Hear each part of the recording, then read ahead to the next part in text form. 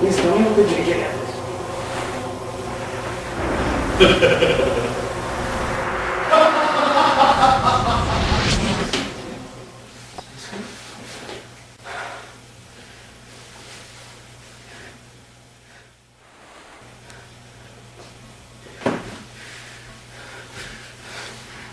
I know it was real. I send you what I saw.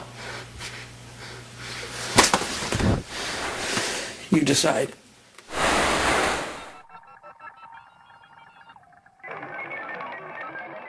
Greetings, Rumpsonopolis. Due to maintenance, today's CTC systems will be delayed for 15 minutes. Your hover car arrival times will be automatically corrected.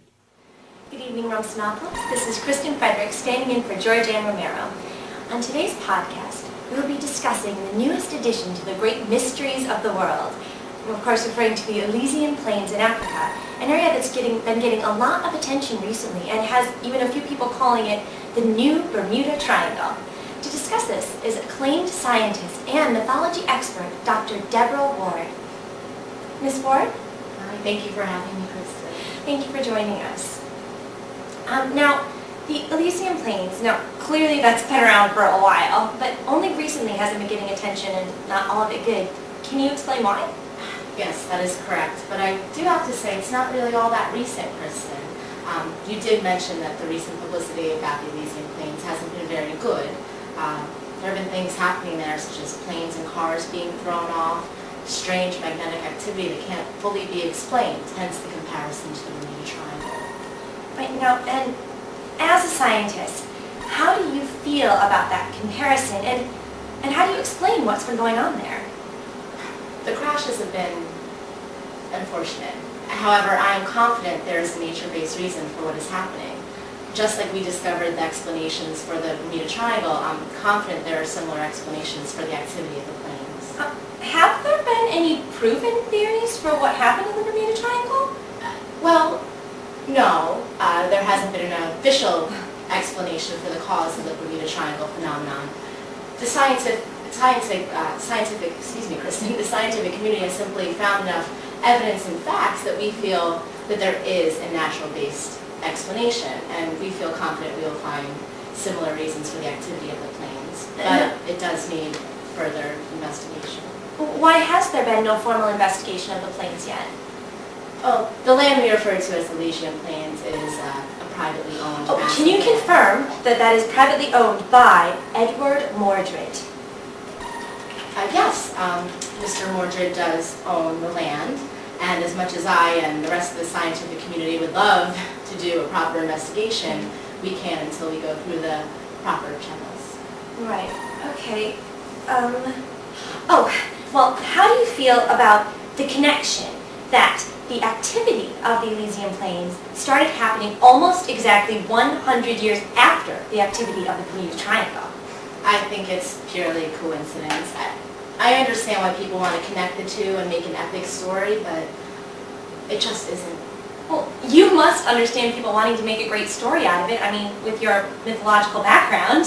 Yes, that's correct, Kristen, but I also know where to draw the line and when those lines do or do not cross each other.